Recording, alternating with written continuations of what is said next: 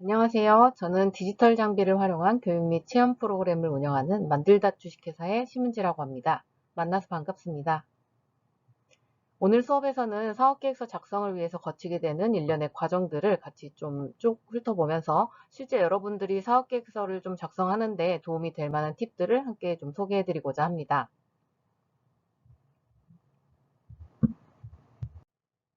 가장 먼저 빈 양식에 깜빡이는 커서를 보면서 모두가 고민하게 되는 가장 핵심이라고 할 수 있는 아이디어.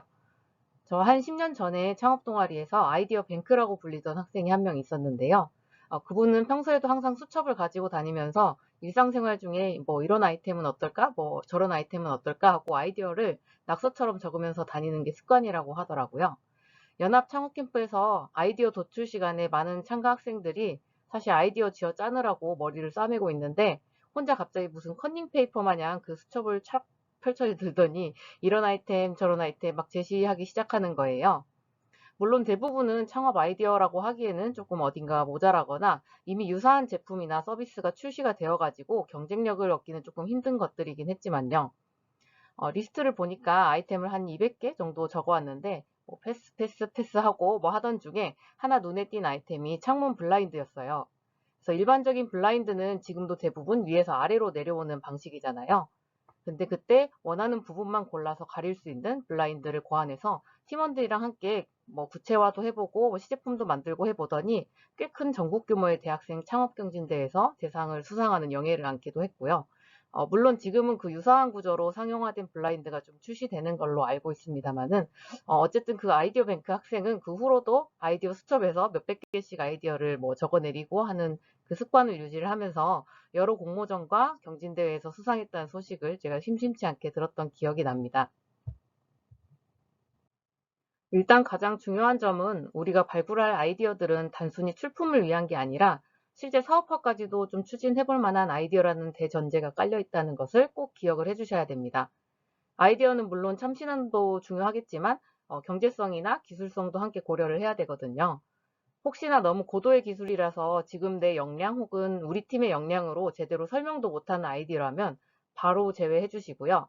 반대로 누구라도 생각해낼 수 있고 뭐 너도 나도 쉽게 따라할 수 있는 정도의 아이디어라면 경쟁력이 별로 없겠죠. 당연히 경제성 부분도 살펴봐야겠고요. 우리는 항상 한정된 자원을 어떻게 활용을 해가지고 문제를 해결할 것인가를 고민을 해야 합니다. 뭐 학교 다니면서 친구들 만나면서 뭐 한 달 용돈이나 아르바이트로 생활 소비 계획도 짜고 하시잖아요. 뭐 개인적인 생활에서조차 이렇게 하는데 돈으로 돌아가는 창업 활동에서는 오죽하겠어요. 뭐 문제를 적당한 비용으로 해결하는 것은 굉장히 중요합니다. 뭐 그 외에도 반드시 최신의 것이어야 할 필요는 없지만 어느 정도 시의성을 좀 띄워야 할 테고요. 수요가 있을 만한 아이디어야 함은 당연하겠죠. 이런 부분들은 뭐 나중에 사업계획서를 작성하면서 하나하나 구체적으로 적어야 되는 부분이니까 뭐 내용이 당장은 새삼 떠오르지 않더라도 대략적으로나마 뭐 이런 요소들의 밸런스를 좀 고려를 하면서 아이디어를 도출하셔야 합니다. 극단적으로 독창적인 아이디어를 찾다가는 뭐 무한동력이라든지 타임머신 같은 아이템이 나오기가 쉽고요. 아이디어는 완전 뭐 신기반기한데 현대 기술로는 구현이 불가능하다거나 애초에 시제품을 구현할 수 있는 핵심 기술을 이해하지를 못하고 있다면 그냥 상상 속의 아이디어로 뭐 끝나버리는 거죠. 절대 피해야 되는 유형의 아이템 중에 하나입니다. 이런 아이디어를 가져가면 얘 이거 뭔지도 모르는데 밤새 앉아가지고 뭐 아이디어만 어찌저찌 뭐 쥐어짜다가 대충 써서 냈구나 하고 뭐 심사위원분도 알고요. 일반 그냥 청중들도 알게 되고 당연하지만 교수님도 압니다. 혹시 이미 아이디어를 정해가지고 프로젝트를 진행 중이신 분들은 기존의 아이디어를 좀 개선한다고 생각하시고 제가 오늘 뭐 알려드리는 것들을 적용을 해봐도 좋을 것 같고요. 아이디어를 새롭게 발굴을 해야 되는 분들은 뭐 아이디어를 50가지 정도, 100가지 뭐 이렇게 마구마구 한번 뽑아 보세요. 아이디어를 고안을 해내야지 하고 책상 앞에 앉아가지고 억지로 쥐어 짜보라는 이야기는 아니고요. 뭐 오며 가면서 일상생활 하시면서 틈틈이 생각하고 질문하면서 기록 한번 해보세요. 아이디어를 찾을 때 항상 함께 소개하는 개념은 기업가 정신인데요. 아이디어 발굴을 이야기하는데 무슨 기업가 정신이냐? 뭐 이렇게 할 수도 있겠지만 기업가 정신은 창업가나 리더에게 반드시 요구하는 그런 자세이기도 합니다. 그래서 뭐 나는 당장 창업할 것도 아니고 학생인데 무슨 기업가 정신이에요. 뭐 이렇게 하지 마시고요. 잠깐만 들어주시면 이 기업가 정신이라고 하는 거는 일종의 뭐 주인의식 뭐 이런 것과 비슷한 태도라고 혹은 자세라고 이해해 주시면 될 것 같아요.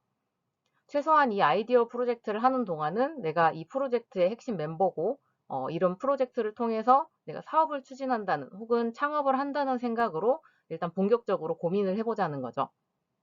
실제로 창업을 하거나 사업으로 추진을 하느냐 마느냐는 뭐 그 후에 여러분의 선택에 달려 있고요. 그래서 이제 뭐 왜 기업가 정신에 대해서 이야기를 했느냐 하면 아이디어를 발굴하는 태도와도 약간 일맥상통하는 부분이 있기 때문인데요. 저는 기업가들이 남들은 당연하다고 여겨지는 현상이나 상황 뭐 이런 거에도 끊임없이 질문을 던져가지고 더 나은 길을 찾는 사람이라고 봅니다. 아이디어를 발굴하기 위해서도 당연했던 것에 질문을 해보고 관심사를 조금 더 깊게 파보고 그리고 트렌드를 좀 파악을 함으로써 기회를 포착할 수 있기 때문입니다. 이런 기업가 정신을 엿볼 수 있는 한 유튜브 채널을 소개를 해드리자면 이미 관심 있는 분들은 알고 있을 텐데 이오라고 하는 채널입니다.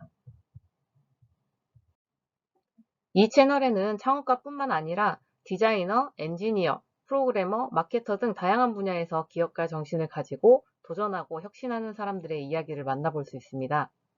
혹시 평소에 관심 있었던 회사나 그런 분야의 인터뷰가 있다면 한번 시청해 보셔도 좋을 것 같아요. 흥미롭고 좋은 이야기들 되게 많이 준비되어 있더라고요. 이 채널에서 소개했던 스타트업 중에 하나를 소개해 드릴까 하는데요. 몇 년 전에 갑자기 유행했던 심리 테스트 나만의 꽃 심기 혹시 기억하시는 분 계신가요? 무려 800만 명이 넘게 이 심리 테스트에 참여했었다고 하는데요. 뭐 단순한 심리 테스트는 아니었고 이제 소개하려고 하는 시크알테크의 포레스트 앱 이런 그 앱의 마케팅 수단 중에 하나였습니다. 이 포레스트 앱 개발 스토리를 들어보면 피샤오칸 대표는 기존의 게임 개발에 몰두를 했었는데 대차기 실패를 하면서 마지막 도전이다 생각한 아이템으로 현재 시크알테크를 운영하고 있다고 합니다.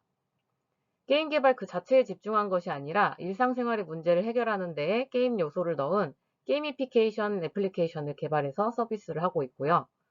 화제가 되었던 거는 무려 3년 전인데 여전히 앱이 업데이트되고 사용하는 유저가 꾸준히 있는 그런 서비스입니다. 스마트폰 사용에 중독된 현대인들이 스마트폰 외에도 더 중요한 일들에 집중하고 싶다는 그런 이상적인 상태에 대한 욕구가 있었다는 것을 잘 캐치했던 사례로 볼 수 있을 것 같아요. 처음에는 이렇게 문제를 정의하고 해결 방안으로 그냥 강제로 스마트폰 사용을 할 수 없게 잠가버린다든지 하는 단순한 방법을 시도를 했었는데 이는 오히려 역효과가 났다고 합니다. 뭐 이용률이 금방 떨어졌다고 하더라고요.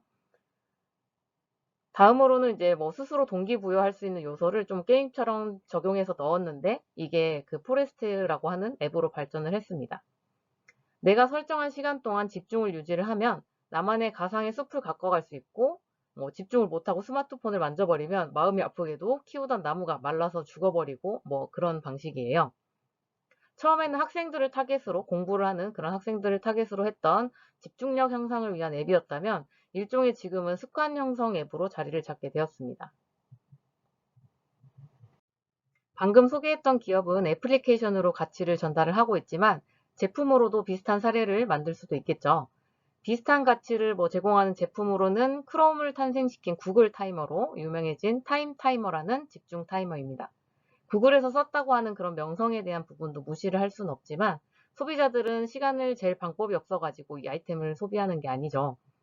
우리가 항상 소지하는 스마트폰에도 기본적으로 타이머 기능을 제공을 하잖아요.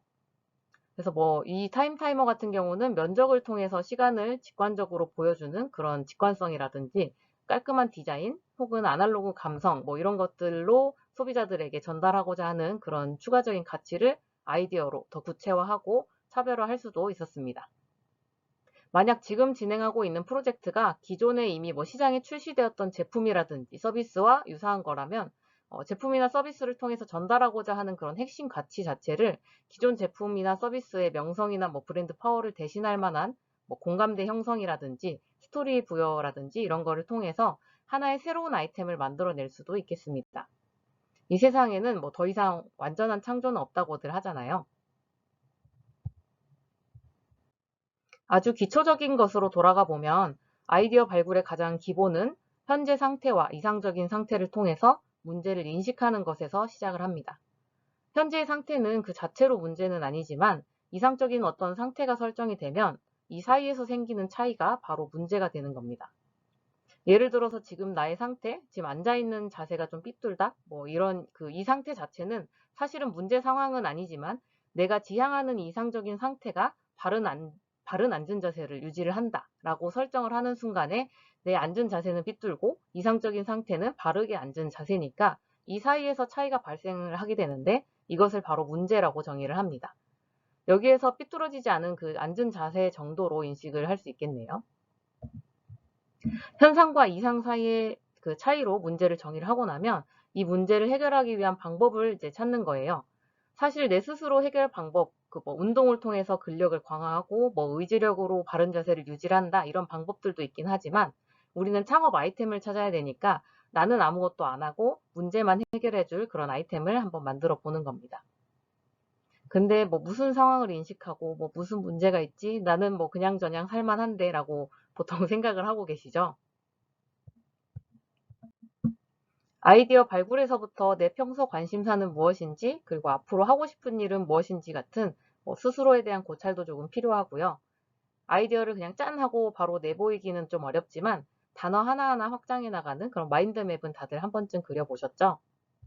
나 아니면 우리 팀이 있다고 하면 나와 팀원들을 중심으로 관심 있는 분야라든지 이슈에 대해서 사소한 거라도 하나씩 적어보세요. 나는 귀여운 강아지가 좋아 그러면 동물도 적어보고 강아지도 적어보고 나는 자취하는 집을 꾸미는 가구라든지 인테리어 같은 걸 관심이 있어 라고 하시면 인테리어 같은 키워드도 적어보시고요. 이렇게 크고 포괄적인 분야를 적어보는 걸로 시작을 해가지고 각 분야에서 생각나는 단어들을 점점 확장해 나가시면 됩니다. 원래 브레인스토밍은 팀 단위로 이야기를 그냥 주고받으면서 진행하면 조금 더 수월한 편이니까 대면 하시면 가장 좋고요.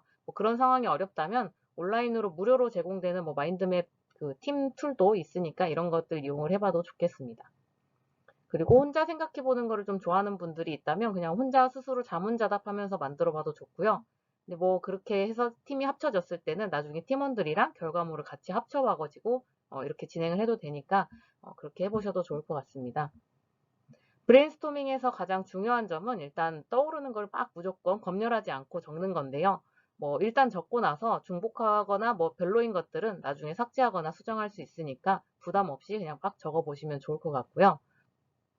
실제로 이제 팀원들과 함께 브레인스토밍을 할 때는 비판적인 의견을 최대한 자제를 하는 것이 좋은 아이디어를 찾는 방법 중에 하나입니다.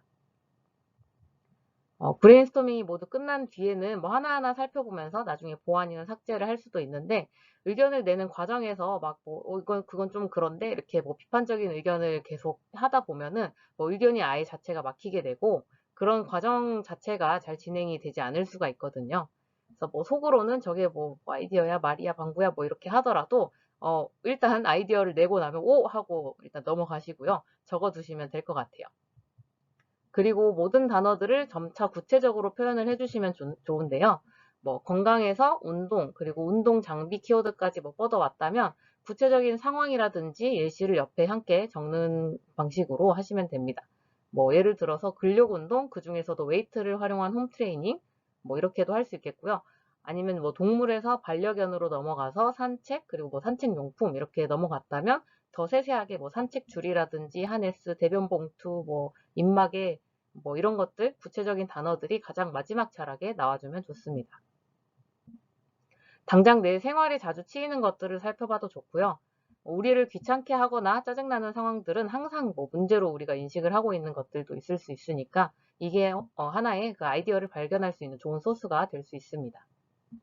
예를 들자면 우리가 누워서 불 끌어가기 귀찮았던 사람들은 IoT를 활용해서 콘센트나 이런 전등 제어를 할 수 있는 시스템을 직접 회로를 짜가지고 개발을 하기도 했었는데 이제는 아예 제품으로도 깔끔하게 많이 출시가 되더라고요. 그리고 황사나 미세먼지 같이 우리 공기 환경에 대한 이슈가 많이 이렇게 제기가 되면서 공기청정기 붐이 일었는데 그게 일회용 차량용 1인용 그런 공기청정기 같은 제품들도 많이 개발이 됐고요. 미세먼지 때문에 환기가 어려워지니까 최근에는 환기를 위한 가전들도 많이 출시가 되고 있더라고요. 심지어는 함께 작동시켜봤자 뭐 좋을 거 없다고 뭐 이러던 공기청정기랑 가습기가 아예 결합된 형태로 가전이 출시가 됐는데 인기가 꽤 좋더라고요. 근데 이게 다 잘 뜯어보면 결국 핵심 기능들은 공기를 이동시켜주는 그런 팬이나 필터 그리고 뭐 가습 모듈 같은 것들로 이루어져 있고요. 원리나 뭐 컨셉 자체는 꽤 단순한 아이디어에서 출발하는 경우도 많으니까요. 실제 양산 제품 출시를 위해서 이제 뭐 개발에는 많은 비용도 들어가고 인력도 들어갈 테지만 뭐 아직 우리는 뭐 이 부분에서는 좀 막 엄청 천문학적인 돈이 들어가는 게 아니면 일단 보류를 해두도록 하자고요. 그리고 내가 무언가 문제 해결을 할 수 있는 능력이나 뭐 기술들도 이 마인드맵에 하나씩 적어볼 수도 있겠습니다. 내가 뭐 모터 제어에 관심이 많아가지고 공부했던 그런 부분들이 있다면 뭐 모터 적고 모터로 뭘 할 수 있을까 뭐 해서 바퀴 제어라든지 로봇팔 제어 같은 뭐 이런 것들 적어봐도 좋겠고요. 내가 뭐 카메라를 통해서 수집한 영상 데이터를 분석하는 거 할 수 있다. 그러면 이걸 통해서 수집한 데이터 중에 내가 뭐 다룰 수 있는 특성들, 뭐 관절의 움직임이라든지 물체 형상 인식을 한다든지 뭐 이물질을 걸러낸다든지 인식을 해서 걸러낸다든지 하는 뭐 이런 것들을 할 수가 있고요. 뭐 야두이노라든지 라즈베리파이 같은 MCU 보드나 뭐 특정 소프트웨어를 뭐 잘 다룰 수 있다면 뭐 이런 것들도 한 파트로 추가를 해보면 되겠습니다. 내가 고안한 아이디어가 뭐 이미 유사 제품이나 뭐 서비스라든지 이런 게 출시가 돼 있다면 추가적인 가치를 제시할 수 있는지 뭐 이런 것들을 판단을 해보고 가능하다면 뭐 가치를 추가하는 방향으로 뭐 그렇지 않다면 새로운 아이디어를 다시 찾는 과정을 계속해서 반복을 하시면 되고요. 창업 캠프 같은 프로그램을 뭐 참가해 보신 분은 알겠지만 이 아이템 뽑아내는 데만도 꼬박 뭐 1박 2일 뭐 혹은 2박 3일 정도 시간을 쓰기도 하는데요. 사실 지금 앉은 자리에서 만들어내고 말겠어 뭐 이렇게 하기보다는 아까 말씀드렸듯이 틈틈이 생각날 때마다 메모를 해두는 게 좀 큰 도움이 되기도 하니까 수첩이나 메모장 앱 같은 것들을 활용을 해봐도 좋겠습니다. 일단 브레인스토밍을 통해서 마구마구 아이디어를 막 뽑아 보시고요. 그렇게 뽑은 100여 개의 아이디어 중에서 뭐 팀원들끼리 서로 평가를 통해서 좀 줄여 나가 보세요. 그러면 여기서 2개, 3개 이렇게라도 건졌다면 일단 성공이고요. 만약에 하나도 못 건진 것 같다면 그나마 괜찮은 것들 중에서 좀 발전시킬 만한 여지가 있는 주제에 좀 집중을 해보시면 될 것 같습니다. 그래서 여기 화면에 보이는 이 스캠퍼 같은 그런 도구들을 사용을 해서 조금 뭐 아이디어를 변경을 해도 좋은데요. 사실 새로운 것이 기존에 존재하는 거에서부터 출발하는 경우가 많잖아요. 그래서 스캠퍼 기법에서는 기존의 것에 뭐 더하거나 빼거나 혹은 변형함으로써 새로운 것을 만들어낼 수 있다고 소개를 합니다. 그래서 먼저 대체하기 같은 경우는 기존의 대상을 뭐 다른 대상으로 대체하면 어떨지 이런 것들에 대해서 질문을 해보는 거고요. 예를 들어서 뭐 이제 원재료를 기존에 뭐 A를 쓰던 재료를 B로 바꾸면 어떨지 아니면 뭐 제조 과정에서 기존의 방식 대신에 뭐 어떤 다른 방식을 또 채택해가지고 도입을 하면 어떨지 혹은 뭐 시간대를 바꾸면 어떨지 뭐 이런 것들을 질문을 해보고 생각해보는 뭐 거고요. 그 다음에 이제 결합하기 같은 경우는 말 그대로 2가지 이상의 거를 뭐 합치게 되면 어떨지에 대해서 질문을 해보는 거고, 결합을 통해서 가치 있는 새로운 조합이 만들어질 수 있는지 뭐 이런 것들을 같이 생각을 해보면 되겠죠. 정말 그 가깝게는 뭐 복합기 있죠. 저희가 복사기나 뭐 프린터, 팩스, 스캐너 이게 다 결합된 대표적인 제품이라고 볼 수 있겠습니다.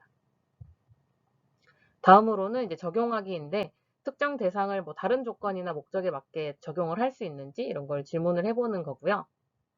A를 B에만 쓰는 게 아니라 C에도 쓰면 어떨지 뭐 이렇게 생각을 또 해보는 거예요. 가령 뭐 찍찍이라고 불리는 우리 벨크로 이게 사실은 이제 식물 씨앗이 의류에 이렇게 붙어 다니는 그런 원리를 이용해서 그런 만들어진 제품이고요.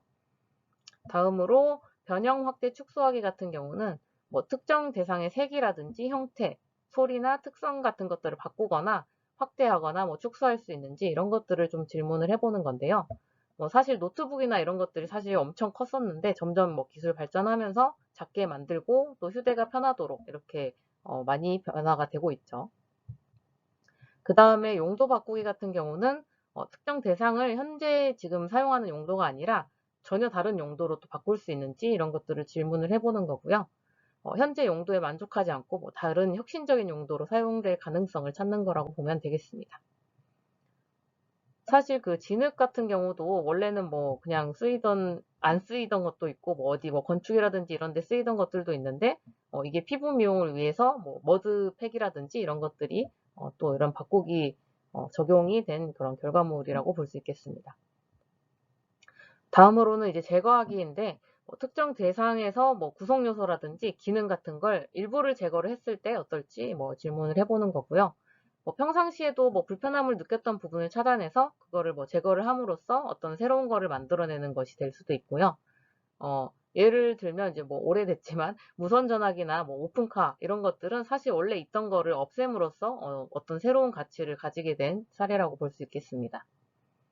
마지막으로는 이제 역발상, 재배치하기, 재정리하기 이렇게 이야기를 하는데 특정 대상의 순서라든지 형식 구성 같은 것들을 아예 바꾸거나 재배열을 하게 되면서 어떤 건지 이런 것들을 질문을 해보는 거고요. A, B 순서였다면 B, A 순서로 바꾼다든지 아니면 어떤 그 가로 방향으로 되어 있던 걸 세로 방향으로 바꾼다든지 이렇게 생각을 해볼 수 있겠습니다.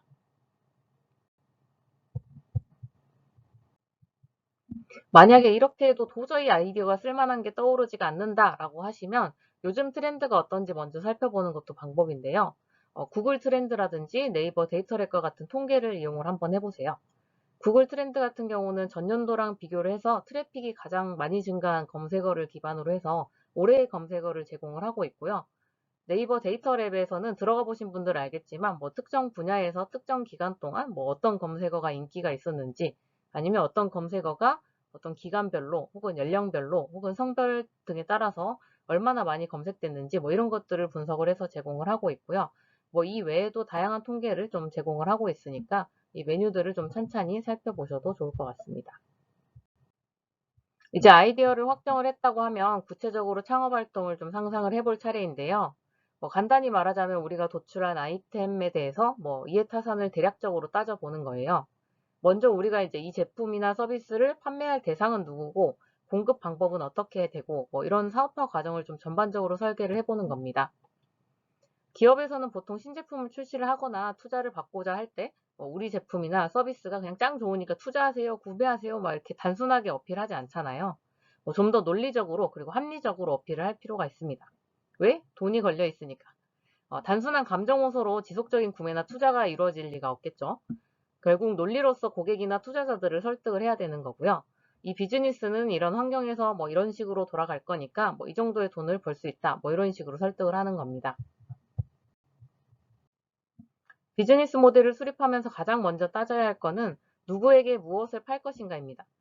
사실 사업 아이디어로 고안을 했다고 하면 아이디어 발굴 단계에서도 이미 어느 정도는 고려가 되어 있을 건데요. 구체적인 단어나 문장으로 적는 것을 이제 그냥 하는 것 뿐이고요. 그 다음에는 이제 원가를 고려한 수익 모형 이것들을 결정을 하게 됩니다.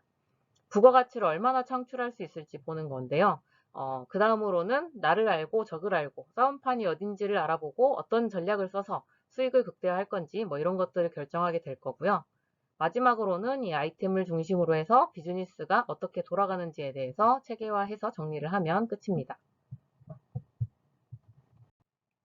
먼저 여러분이 타겟팅하는 고객군이 있을 거고요. 이들에게 전달할 그 핵심 가치를 설정을 하게 되겠죠. 그리고 이 고객들에게 가치를 전달을 하게 될 그런 채널을 정하고 그리고 그 고객과 어떤 관계를 형성을 하게 될 건지 이런 것들을 정하게 될 겁니다. 그리고 고객한테 어떤 고객에게 가치를 전달을 함으로써 수익 흐름을 창출을 하게 될 거고 그 가치를 창조해내기 위해서는 핵심 자원을 활용한 핵심 활동들 그리고 함께할 핵심 파트너들도 있을 거예요. 이런 비즈니스 활동을 통해서 지출되는 그런 비용 구조도 생기겠죠. 혹시나 지금 방금 쭉 읊은 타이틀에 대해서 알맞은 내용들이 혹시 떠오르시나요? 그랬다면 이미 아이디어에 대해서 충분한 고민을 많이 진짜 하셨거나 약간 사업머리가 있거나 약간 이런 것일 것 같은데 이 요소들을 조금 더 직관적으로 볼 수 있게 제가 배치를 해볼게요. 비즈니스 모델 캔버스는 이렇게 가운데에 가치를 중심으로 해서 고객에게 그 가치를 전달해가지고 수익을 만들어내는 활동이 우측에 그리고 가치를 만들어내기 위한 그 활동들과 이에 수반되는 비용에 관련된 활동들이 좌측에 위치를 하게 됩니다. 그러면 가운데에 있는 가치 제안을 가장 먼저 써야 될 것 같긴 하지만 이 가치가 사실 어디에서 나오는지를 생각을 해보면 고객군을 설정하는 것부터 시작을 해야 되는데요. 고객군을 어떻게 설정하느냐에 따라서 어떤 가치를 전달할 거냐가 이제 매우 큰 폭으로 달라지기도 하니까요. 우리는 아이디어 발굴을 하면서 문제 상황을 이미 인지해가지고 설정을 해뒀고 그 문제를 해결하는 방법으로서 이 아이디어를 도출을 해냈으니까 이 과정에서 이미 우리가 고객군을 설정을 한 것이나 다름이 없습니다. 그래서 구체적인 단어들로 좀 표현을 해보면 되고요. 우리가 이 설정한 이 고객들한테 제품이나 서비스를 통해서 어떤 그 가치를 전달을 하게 되겠죠. 그래서 먼저 고객 세그먼트 같은 경우는 세분화된 그 고객군을 설정을 하는 건데요. 우리 아이템이 뭐 전 인류나 뭐 그 누구나 뭐 남녀노소 막 이렇게 이런 그 모든 사람들을 위한 게 아니라 어떤 특정 문제를 해결하기 위해서 고안된 것이었으니까 그 당연하게도 그 문제를 겪는 사람들을 묶어서 그들한테 해결 방안을 제시를 해줘야 됩니다. 고객군을 나누는 거는 통계학적 특성으로 분류하는 게 가장 쉬운 방법이긴 한데요. 뭐 예를 들어서 뭐 20대, 30대 뭐 이렇게 나이별로 혹은 뭐 여성이든 남성이든 이렇게 성별로 분류를 하기도 하지만 요즘에는 소비 패턴이 워낙에도 다양해지고 일반화가 조금 어렵다 보니까 가능하면 어떤 생활 방식이라든지 행동 양상이라든지 뭐 이런 것들의 특성에 따라서 좀 분류를 하는 것도 좋습니다. 아까 초반에 잠깐 봤던 포레스트 앱을 살짝 예를 들어보자면 최초에 정한 타겟 고객군은 사실 학생, 공부하는 사람이었는데요. 그들한테 제안하는 가치는 앱을 통한 집중, 그리고 집중할 수 있는 수단, 그리고 재미와 동기 유발을 통한 습관 형성 정도로 쓸 수 있을 것 같습니다. 아이디어를 고안을 하면서 문제 해결을 위해서 제공하려고 했던 그런 가치들을 일단 다 여기 그 가치 부분에 넣어보도록 하고요. 만약에 앱을 하나의 플랫폼으로 본다고 하면 고객군이 여러 개가 나올 수도 있겠습니다. 예를 들어서 아까 그 앱이 학생을 타겟으로 하니까 뭐 문구류 같은 것들을 구매할 확률이 꽤 높을 거고 문구류를 디자인하고 제조하는 곳에 광고를 받아오거나 구매 연결을 시켜줄 수도 있는 거죠. 아마 오로지 그 동기 유발을 통한 집중 습관을 기르는 것, 뭐 이것만을 핵심 가치로 설정을 했기 때문에 앱을 유료로 판매를 한 대신에 뭐 이런 광고나 수수료 수익은 제쳐둔 걸로 생각이 되고요. 뭐 안에서 그 게이미피케이션 요소들로 했던 그거에 대한 아이템들을 좀 판매를 하는 이런 앱 내 구입 같은 것을 많이 활용을 하고 있는 것 같습니다.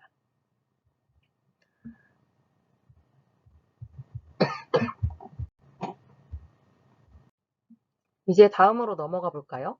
채널은 고객과 만나는 접점이라고 생각을 하시면 되는데 보통 제품들은 대체로 유통 채널이라고 생각을 하면 될 것 같아요.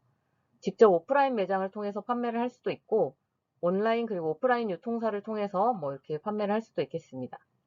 요즘은 오픈마켓 플랫폼을 이용하는 경우가 굉장히 많죠. 판매뿐만이 아니라 업데이트나 뭐 AS 같은 고객과 추가적인 접점이 필요한 경우도 있을 텐데 뭐 웹사이트라든지 전화, 뭐 문자 이런 그런 소소한 연락책들도 같이 여기에 포함이 될 수 있겠습니다. 그 다음으로 고객 관계는 고객이 우리 제품을 이용하도록 하는 고객을 확보하고 유지하는 수단인데요. 마케팅도 여기에 포함이 되겠습니다.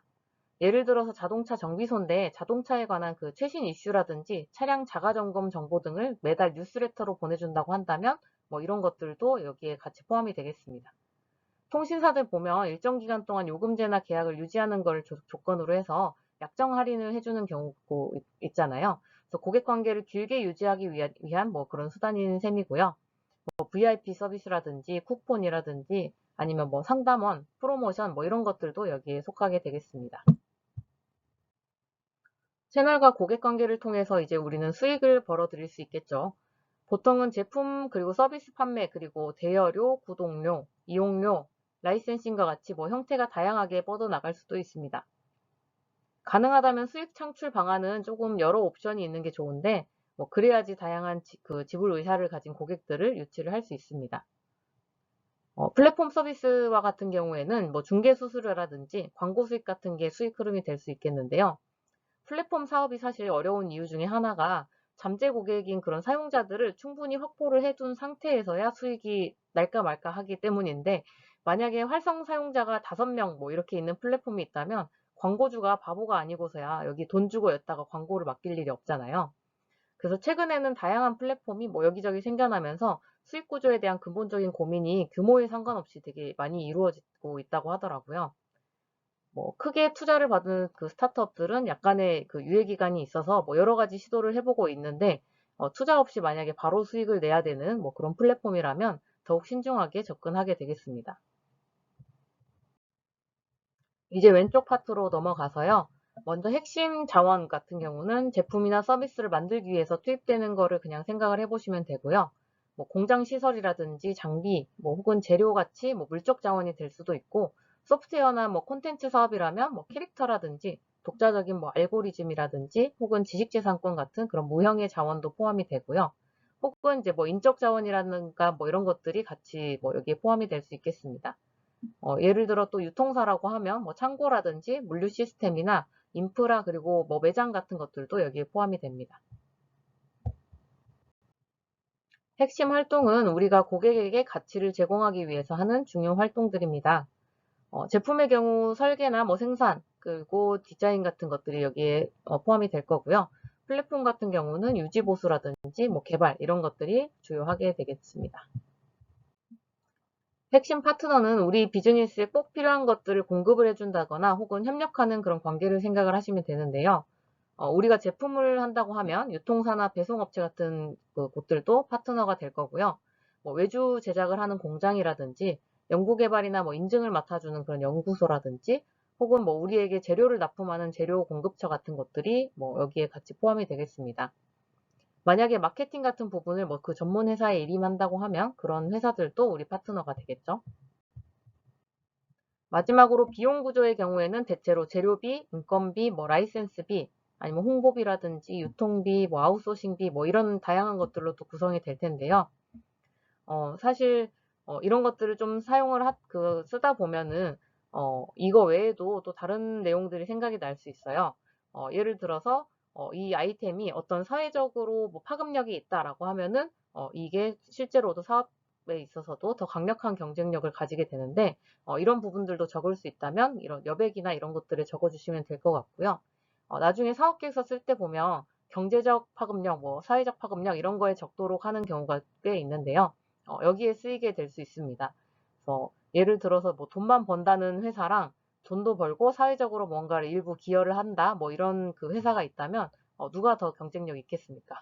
당연히 뭐 돈도 벌고 사회적으로도 뭐 기여하는 그 회사가 더 소비자 입장에서만 봐도 똑같이 돈 주고 사는 제품이라고 하면 뭐 좋은 일 하는 회사 거 사고 싶어지는 거는 당연하게 되니까요. 그래서 이 항목에 들어갈 만한 것들을 예를 들어보자면은 뭐 특정 기술에 대해서 그 진입 장벽을 낮출 수 있어서 사업 그 전체 산업 전체에 기여를 하게 된다거나 어떤 문화를 개선을 한다거나 혹은 구축하는 어떤 그 생태계 내에서 고용을 창출하게 되고 뭐 관계되어 있는 소상공인들과 상생을 할 수 있다 뭐 이런 것들도 될 수 있겠습니다. 그리고 또 소외계층에 그 적은 비용으로 뭔가 양질의 서비스를 제공을 할 수 있게 된다든지 아니면 뭐 어떤 사회 문제 해결에 기여할 수 있는 그런 아이템이라면 그 해당 이슈를 함께 적어주시면 될 것 같습니다. 이게 사실 생소한 그 종이 한 장이 사실 나를 굉장히 괴롭히는 것 같긴 하지만 이거 작성을 하게 되면 내 아이템의 그 비즈니스 체계를 한번 정리를 하게 되고요. 좀 더 구체적인 자료로 좀 가시화되는 그 일종의 재료가 되니까 꼭 작성을 해보시는 걸 추천을 드리고요. 보통 비즈니스 모델 캔버스 작성 실습을 진행을 하게 되면 각각 그 타이틀이 인쇄된 전지 크기의 큰 그 비즈니스 모델 캔버스를 펼쳐두고 뭐 포스트잇에 이 항목들을 생각나는 그 가치라든지 뭐 어떤 관계라든지 이런 것들을 다 적고 뭐 붙였다가 뗐다가 뭐 옮겼다가 이렇게 하면서 채워가게 되는데요. 온라인에 검색해서 그 비즈니스 모델 캔버스 검색을 하면 그 비어있는 그 양식이 무료로 많이 배포가 되고 있어요. 그래서 여러분들도 뭐 이걸 인쇄해가지고 혹은 뭐 태블릿에 담아서 뭐 칸을 좀 채워보시면서 그 비즈니스 모델 흐름을 좀 잡아보시면 좋을 것 같습니다. 자, 이제는 본격적으로 사업계획서의 전반적인 유형을 좀 보면서 아이디어에 대해서 설명을 어떻게 적기 시작하면 좋을지 알아보도록 하겠는데요. 일단 우리가 작성하게 될 사업계획서라고 하는 거는 대부분 그 창업 시드머니를 위한 상금이라든지 뭐 창업 지원 사업비 가치, 뭐 아이템에 대해서 일회성이나 혹은 뭐 지속적으로 지원이나 투자 같은 것들을 유치하기 위해서 작성을 하게 되는데요. 기관이나 투자자처럼 그 평가하는 입장에서는 생각보다 짧은 시간 내에 많은 사업계획서들을 보고 판단을 해야 되기 때문에 우리가 뭐 사업계획서를 작성을 하게 된다면 그 사람들한테 최대한 효율적으로 정보를 전달을 하면서도 준비한 내용들을 충분히 다 보여줄 수 있어야 됩니다. 그러려면은 이제 핵심적인 내용들을 최대한 간결하고 명료하게 작성해서 전달을 하는 게 좋겠죠. 그래서 내가 사실 아이디어를 뭐 정말 애착을 가지고 아이템 개발해가지고 뭐 하고 싶은 이야기가 뭐 구구절절 이렇게 많다고 하더라도 좀 이렇게 간단하게 그리고 명료하게 좀 잘 정리를 해서 이렇게 작성을 하는 게 가장 중요한 부분인 것 같아요. 그래서 일단 가장 먼저 경진대회에다가 그 출품을 한다든지 혹은 지원 사업에 신청을 하려고 하면 공고문을 먼저 확인을 하게 되는데 보통 그 주최 측에서 제공하는 양식이 좀 정해져 있는 편이에요. 근데 뭐 그 내용들이 막 다 매번 바뀌거나 뭐 전혀 다른 내용을 적어야 되냐 그런 건 아니고 우리 뭐 회사의 자기소개서 낼 때도 뭐 대략적인 그 큰 흐름은 다 비슷하지만 뭐 어떤 디테일적인 부분들이 다르듯이 거기 적어야 되는 그 내용 자체는 대부분 동일하지만 좀 항목이나 배치가 다르거나 아니면 뭐 그 세부 항목들이 조금 다르다거나 뭐 이런 것들이 좀 다른 거라고 보시면 될 것 같습니다. 그래서 뭐 구조적으로는 뭐 거의 비슷한 내용들이 들어가니까 대체적으로 어떤 내용들을 써야 되는지 그리고 어떻게 채워야 되는지 정도로 같이 전반적인 흐름을 살펴보면 좋을 것 같고요. 사실 사업계획서라고 하는 게 사람들한테 이야기를 해서 그들을 설득을 하는 게 기본적으로 깔려있기 때문에 누가 이야기하는지 그리고 누가 듣는지 그리고 이 내용에는 어떤 논리로 이루어져 있고 설득력이 있는지 이런 것들이 좀 중요하게 되는데요. 어, 당연하게도 이제 뭐 보통은 내가 기술이 뛰어나고 내 제품이 좋고 이런 것들을 알리는 데 사업 계획서를 많이 집중을 하게 되시는데 또 역시나 당연하게도 이거를 누가 듣느냐 그리고 누가 소비를 하게 되느냐 혹은 누가 투자를 하게 되느냐 혹은 기관들이 어떻게 이걸 보게 되느냐 이런 것들도 중요하기 때문에 말하는 나도 중요하고 듣는 그 소비자 그리고 기관 투자자 이분들도 중요하고 그리고 그 사람들에게 내 아이템이 어떤 논리를 통해서 이게 충분히 시장성이 있는지 독창성이 있는지 이런 것들을 전달을 하는 거라고 보시면 되겠습니다. 그래서 사업계획서와 그 동일하게 뭐 피칭 자료라든지 이런 것도 동일한데 핵심 흐름은 아까 말씀드렸던 그 설득이라는 거를 항상 유념을 해주시고요.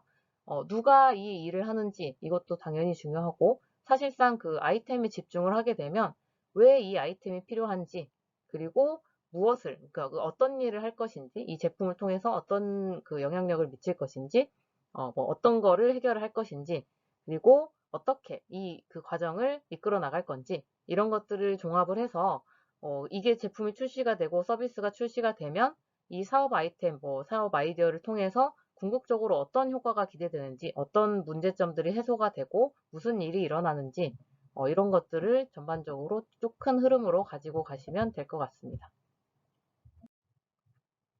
그 사업계획서 그 모든 틀들을 보면 조금의 차이들은 있겠지만 처음에 가장 먼저 적으셔야 될 거는 보통 창업 아이템명 그리고 뭐 기본 사항들은 일단 제쳐두고 아이템이랑 뭐 그 관련된 내용들만 중심으로 보자면 창업 아이템명 그리고 전반적인 내용에 대한 요약서 그리고 본문 이렇게 크게 세 가지로 나눠지는데요.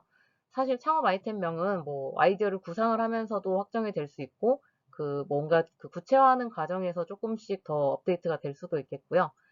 이거는 그 최종적으로 딱 보기 좋으면서 입에 쫙 붙는 그런 창업 아이템명을 정하시면 될 것 같고요.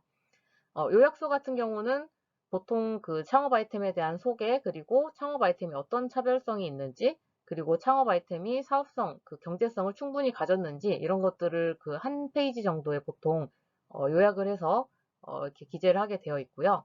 본문 부분에는 뭐 다양한 항목들이 있겠습니다만은 일단 처음에 보통 창업 동기라든지 배경 이런 것들을 하는 항목, 그 다음에 창업 아이템을 소개하는 것, 그리고 그 창업 아이템의 우수성, 창의성, 그리고 기술성, 차별성 이런 그 우리 창업 아이템이 다른 그 비슷한 유사 제품이나 서비스에 비해서 어떤 점이 더 좋은가 이런 것들을 좀 드러내는 부분들이 항상 나오게 되고요. 그 다음에 이게 어떤 시장에서 그 성공을 할 수 있는지, 그 어떤 부분에 있어서 사업성이 있는지 이런 것들을 하는 그 시장 분석이라든지 사업성을 드러내는 그런 타이틀도 있습니다. 그리고 그 참가자에 대한 역량, 내가 창업자가 어떤 역량을 가졌는지, 어떤 경험을 가지고 있고, 뭐 이 사업을 어떻게 성공을 시킬 수 있는지 이런 것들을 적는 그런 타이틀도 보통은 있고요. 그리고 이거는 이제 경진대회나 이런 데는 있는 곳도 있고 없는 곳도 있긴 한데, 그 수익 모델하고 매출 실적, 그러니까 실제로 지금 이 아이템에 대한 것을 쓸 수도 있고요. 그 아이템을 내는 이미 창업을 한 경우에는 그 기존에 이것들을 어떻게 매출을 냈고 이걸 또 새로운 아이템을 통해서 어떤 수익 모델을 가지고 가는지 이런 것들을 좀 구체적으로 적게 하는 이런 양식들도 있습니다. 그리고 사업 추진 전략이나 계획 같은 경우는 당연하게도 이제 창업 아이템을 가지고 실제 어떻게 돈을 벌 건지, 이게 사업을 어떻게 추진을 해서 어떤 전략을 가지고 어떻게 그 쭉 이어서 사업을 성공을 시킬 건지 이런 것들을 적게 되어 있고요. 자금 조달이나 사용 계획 같은 경우는 이제 보통은 그 창업 지원금에서 많이 그 적게 되어 있는데, 자금 조달이 사실상 창업 지원금을 받는다고 해도 그게 그 모든 비용을 커버할 수 있는 그런 비용을 받는 건 아니기 때문에 그 외에도 추가적으로 들어가는 뭐 제조 비용이라든지 아니면 뭐 예를 들어서 개발 비용이라든지 이런 것들이 계속해서 들어가는데, 그거를 조달할 수 있는 그 자금처는 어디인지, 그리고 만약에 그 창업 지원금을 받았다면 그 창업 지원금에 대한 사용 계획은 어떻게 되는지 이런 것들을 적게 되는 경우도 있고요. 그리고 마지막으로 거의 기대 효과라든지 활용 분야, 이게 아까 잠깐 말씀드렸긴 했지만 어떤 그 사회적으로 어떤 영향을 미치느냐 뭐 이런 것들도 여기에 적게 될 거고요. 사실상 창업을 하는 데 있어서 그 가장 중요한 거는 그 충분한 수익 모델을 가지고 이 창업자가 돈을 벌고 지역에서 그 고용을 창출을 하고 뭐 이런 것들이 선순환되는 그런 것들이 가장 메인이라고 볼 수 있고요. 그 외에도 사회적으로 뭔가 이슈를 해결할 수 있다든지 하는 것들도 만약에 그 아이템과 연관이 있다면 그런 것들도 같이 적어주시면 될 것 같습니다. 그래서 본격적으로 사업계획서를 작성을 하게 되면 이 아이디어를 구체화를 해야 되는데요. 이거를 크게 3단계 정도로 나눠서 제가 설명드릴 수 있을 것 같습니다.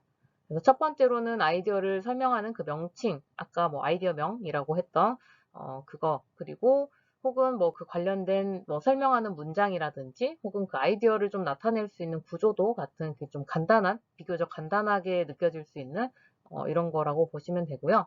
그 아이디어의 개요를 그 큰 틀에서 보여줄 수 있는 뭐 그런 구조도 순서도 아니면 뭐 어떤 작동 프로세스를 표현하거나 예를 들어 뭐 알고리즘이나 뭐 어떤 그 소프트웨어라고 하면 그 유저 플로우나 뭐 이런 것들도 여기에 속하게 되겠습니다. 아직은 그 아이디어가 개념 정도만 잡혀 있는 경우에는 일단 이 선에서 표현을 시작을 하게 될 거고요. 그 다음으로 넘어가면 두 번째로 아이디어가 최종적으로 출시를 위해서 완성됐을 때 모습을 예상을 할 수 있도록 좀 직관적으로 보여줄 수 있는 그 이미지를 표현을 하게 될 거고요. 어떤 제품의 컨셉 스케치라든지 아니면 뭐 합성 이미지 아니면 뭐 모델링이나 렌더링이 가능하다면 그런 그 이미지들, 그리고 도면이나 회로도 같이 어떤 그 제품 제작에 쓰이는 것들이 뭐 여기에 포함이 될 수 있겠습니다. 제품이 만약에 디자인 목업이라든지 아니면 소프트웨어의 그 UI 정도까지 이렇게 그 구축이 됐다면 뭐 그 정도까지 2단계로 볼 수 있을 것 같고요. 마지막 단계로 3단계 넘어가면 이제 아이디어를 사실 시각적으로나 기능적으로 그리고 그 두 가지를 모두 보여줄 수 있는 그 구체화라고 보시면 될 것 같습니다. 좀 끝판왕이라고 할 수 있는 부분이라고 하면 되는데요. 사실 그 모델링이 있다면 그 어셈블리나 시뮬레이션을 통해서 어떤 그 표현된 그 데이터라든지 아니면 실제로 제작된 워킹 목업, 그리고 아니면 워킹 목업으로 테스트한 그 이미지라든지 사진, 그리고 실험 데이터, 아니면 뭐 소프트웨어 같은 경우에는 최종적으로 완성된 프로그램이나 뭐 시연 영상 이런 것들이 될 것 같습니다. 사실상 그 3단계까지 그 학생 입장에서 다 개발을 하기는 현실적인 어려움이 있다 보니까 사실 3단계까지 준비는 못 하더라도 최소한 그 깔끔하게 정리된 그 스케치 아니면 뭐 구조도 이런 정도까지는 첨부를 해주시는 게 좋을 것 같고요. 뭐 2단계나 약간 1.5단계 정도까지 이렇게 좀 생각을 해주시면 될 것 같습니다. 자, 그러면 그 구체적으로 아이디어 명칭 작성을 하는 그 요령을 먼저 좀 말씀을 드리자면요.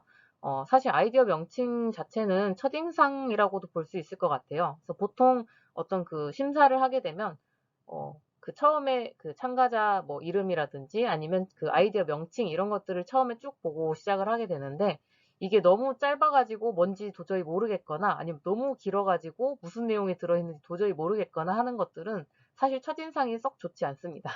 그래서 그런 너무 짧거나 길지 않은 핵심 내용을 좀 중심으로 작성을 해주면 될 것 같고요.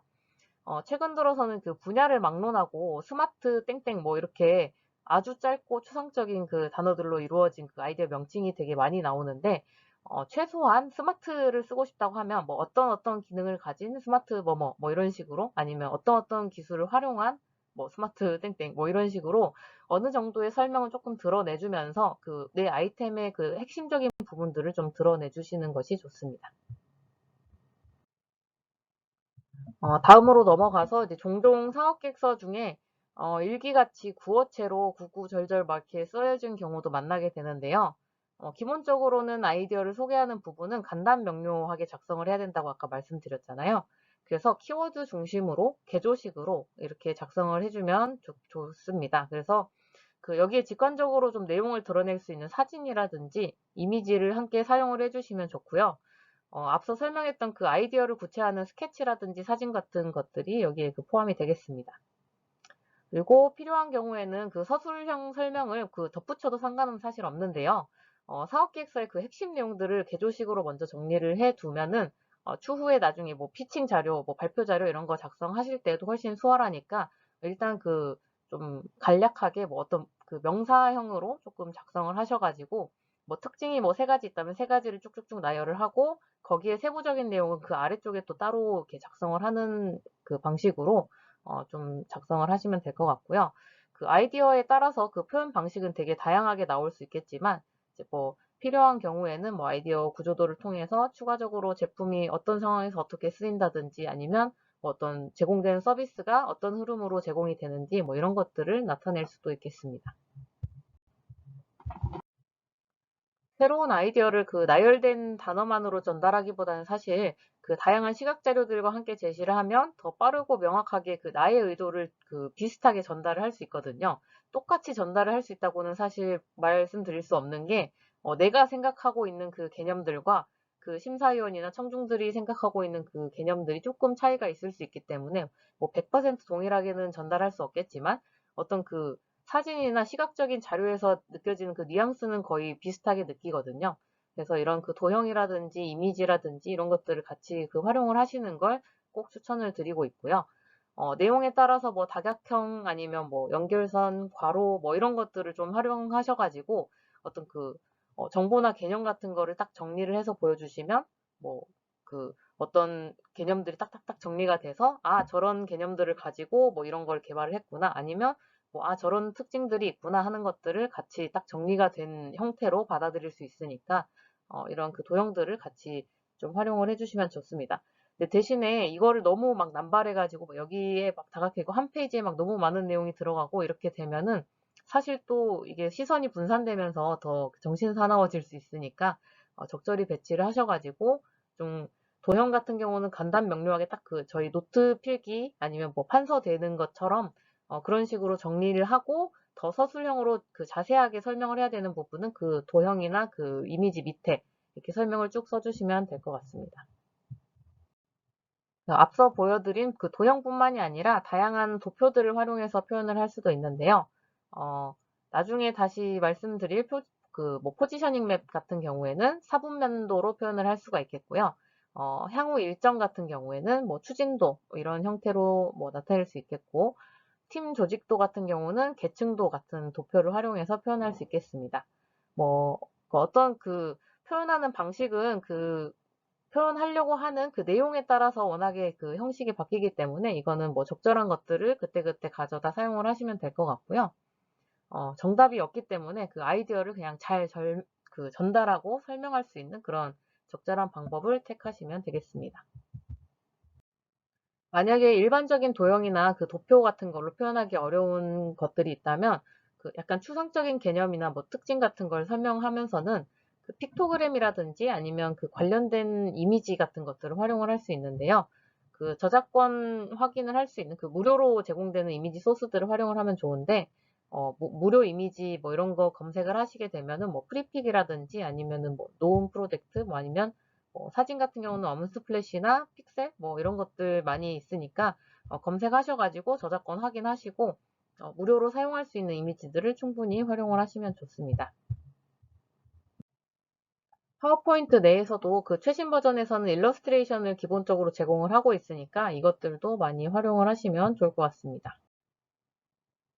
아이디어가 탄탄하게 설명이 됐다면 그 왜 이 아이디어가 세상에 나와야 되는지를 설득하는 그런 스토리가 좀 필요한데요. 그 창업 동기 혹은 그 창업 배경 아까 말씀드렸던 그런 파트에서 창업자의 그 창업 의지 뭐 이런 것들은 물론이고 뭐 이 아이템의 시의성이라든지 아니면 시장성 같은 것들을 좀 간접적으로 드러낼 수 있는 그 타이틀이라고 보시면 되겠습니다.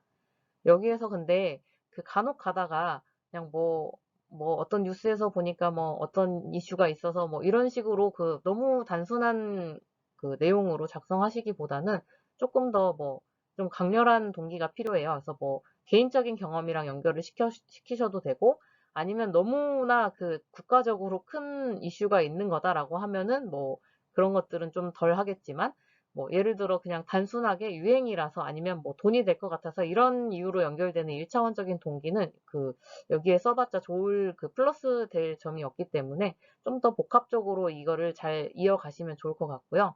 이 창업 아이디어가 세상에 꼭 나와야 되는 이유를 설명을 하도록 하면 됩니다. 그래서 뭐 개인적인 불편함 아니면 뭐 사회적 이슈 아까 말씀드렸던 그런 것들을 문제로 인식을 할 수도 있겠고요. 창업자가 그 자신만의 방법이나 그 노하우를 통해서 문제를 해결하는 그 방안 자체가 그 창업 아이디어가 되는 시기라고 보시면 될 것 같습니다. 다음으로는 그 아이디어의 시장성을 뒷받침해 줄 만한 그 여러 리서치 자료들과 함께 분석 툴이나 뭐 전략 이런 것들을 적용해서 논리를 만들어 가시면 되는데요. 일반적으로 경영학이나 마케팅 분야에서 쓰이는 그런 기법들이나 분석 툴이 쓰이는데 그 어떤 기법을 쓰는지 자체가 중요한 건 아니고 그 모든 분석들을 또 활용을 다 하실 필요는 사실 없어요. 근데 되게 많이 사용하는 기법들 안에 사실 필요한 핵심적인 내용들이 들어가 있도록 이렇게 설계가 돼 있긴 하니까 그 사업계획서 상에 많이 그 딱 정확하게 무슨 기법 뭐 이렇게 쓰기보다는 그 자기 아이디어를 그 여러 가지 좀 분석을 같이 해보고 그중에서 내 아이디어가 가장 잘 돋보인다 이런 그 분석 툴을 중점적으로 활용을 하시면 좋을 것 같습니다. 사실 그 툴을 이런 그 분석 기법들을 사용을 하시게 되면 이게 어떤 거를 의미하는지 별로 그냥 그 깊게 생각하지 않고 막 그냥 칸 맞춰서 쓰다 보면은 이 그 모델이 분석하고자 하는 내용이 아닌 전혀 다른 내용을 여기에 막 붙여넣고 하시는 경우가 많더라고요. 그래서 오히려 이 모델 자체나 그 기법 자체를 이해가 잘 안 됐다면 그냥 그거는 과감하게 버리시고 그 조금 더 내 아이디어가 이런 방식으로 분석을 하면 조금 더 좋겠다라고 하는 그 툴이 보였을 때 그걸 가지고 좀 활용을 하시면 될 것 같습니다. 그래서 여기 보이시는 이 모델 같은 경우는 그 현재 산업 구조가 그 아이디어에 어떤 식으로 뭐 유리하거나 불리하게 적용되는지를 분석을 해볼 수 있는데요. 그 예를 들어서 공급자의 협상력이나 구매자의 협상력은 뭐 내가 그 어떤 그 제품을 출시를 했을 때 나에게 공급을 해주는 그 입장에서 그 뭔가 이제 그들이 경쟁하고 있다. 공급자들도 경쟁을 하고 있다라고 하면 내가 고를 수 있는 선택지가 많기 때문에 그 나의 협상력이 조금 더 높은 편인 거고요. 공급하는 사람 쪽이 뭐 독점이라든지 독과점이다라고 하면은 그 공급자 쪽이 협상력이 조금 더 높은 거죠. 그래서 뭐 이런 것들도 분석을 해볼 수가 있겠고요. 그리고 사실 내가 하고자 하는 그 아이디어 자체도 그 유사한 분야 그쪽에 경쟁자들이 있을 텐데 그 경쟁이 어느 정도 치열하느냐 이런 것들도 이 산업구조 분석을 하는데 하나가 되겠습니다. 그래서 우리가 뭐 흔하게 이제 뭐 블루오션이다, 레드오션이다 이렇게 이야기하는 거는 그 기존의 경쟁자들이 얼마나 피 터지게 싸우고 있느냐 아니면 이게 좀 많이 주워 먹을 게 많이 있는 그런 바다냐 약간 이런 느낌으로 생각을 해주시면 될 것 같고요. 이게 지금은 경쟁자가 없다고 하더라도 향후에 그 대체제의 위협이 있다고 하면 이런 것들도 좀 고려를 하셔야 되고 이게 만약에 신규로 새로이 이 산업에 진입을 할 그 위협이 있다든지 뭐 이런 것들도 여기에서 전체적인 산업 구조를 분석하는데 흔히 사용이 됩니다. 대신에 보시면 이게 경쟁 기업들의 그 구체적인 전략이라든지 뭐 사회적 이슈나 정부 정책 같은 그 모델에는 나타낼 수 없는 그 추가적인 요인들이 요즘에는 워낙에 복합적으로 그 적용을 하고 있기 때문에 그런 것들을 저 안에서는 판단을 할 수가 없어서 그런 한계가 좀 존재를 하는데요. 그래서 뭐 정치적이라든지 경제적, 사회적, 기술적, 법적, 환경적인 부분까지 뭐 같이 분석을 하는 패스트나 패스텔 분석을 통해서 좀 더 외부 환경을 종합적으로 분석할 수도 있겠습니다. 다음으로는 이제 가장 흔하게 쓰이는 수학 분석인데요. 이제 내부의 강점과 약점 그리고 외부에서 기회와 위험 요인 등을 분석을 하게 됩니다. 그 분석된 그 요인들을 바탕으로 각 그 요인들을 활용하거나 뭐 불리한 점들을 보완을 하면서 다양한 사업 전략들을 도출해낼 수 있습니다. 다음으로는 시장 분석을 통해서 고객을 세분화하고 그 특정 타겟을 잡은 뒤에 시장 내에 그 아이템의 위치를 포지셔닝하는 그런 전략을 도출하는 STP 전략도 많이 활용이 되고 있습니다. 포지셔닝을 통해서 유사 제품이랑 서비스와 비교했을 때 내 아이디어가 얼마나 시장에서 매력적인 아이템인지를 꼭 드러내야 되는데요. 가격이 그냥 조금 저렴하다거나 아니면 약간의 기능 우위를 가졌다는 정도로는 조금 어렵고, 경쟁 제품이나 서비스가 가지지 못한 뭐 더욱 강렬한 차별점이 좀 필요합니다. 그래서 뭐 어떤 아예 그 다른 데서는 전혀 없었던 기능이 추가가 되어 있다든지, 혹은 이제 그 추가된 기능 자체도 기존 유사한 제품이나 서비스를 제공하는 그 경쟁자들이 쉽게 도입을 할 수 있는 거라면 사실상 뭐 큰 매력이 되지 않을 수도 있고요. 혹은 그 전혀 독보적으로 추가한 기능이지만 사실상 이 우리가 목표한 고객에게 필요 없는 기능이라고 하면 이 또한 좀 매력적인 아이템이 될 수는 없겠습니다. 그리고 포지셔닝 맵 같은 경우에는 뭐 여러 가지 뭐 그 항목들은 지정을 직접 하실 수는 있겠지만 뭐 가격적인 우위가 있으면서도 뭐 어떤 정확도가 높다 이런 식으로 어떤 그 위치 자체를 다른 제품들에 비교했을 때 어떤 저렴한데 결국 정확도는 좀 떨어진다 뭐 이런 제품들 예시로 이렇게 보여드리자면 이런 것들을 조금 우리의 위치가 이런 항목들에 비해서 다른 데에 비해서 상대적으로 어떤 위치에 있는가를 좀 표시를 해줄 수 있는 그런 양식이라고 보시면 되겠습니다. 다음으로는 시장 규모를 추산하는 방식으로 흔히 이 탐삼손 프레임을 사용을 하는데요. 그냥 두루뭉술하게 그냥 광범위한 시장을 타겟하거나 그 목표하는 시장 규모를 넷피셜로 그냥 뭐 얼마쯤인 듯 하다 뭐 이렇게 하는 거는 사실 진짜로 신뢰도가 떨어지죠. 그래서 믿을 만한 조사 기관에서 발표한 어떤 그 시장의 규모라든지 아니면 그 소비자 조사 내용들로부터서 우리가 목표하는 최종 타겟 시장의 규모를 그냥 논리적으로 추산을 해서 그 설득하는 방법인데요.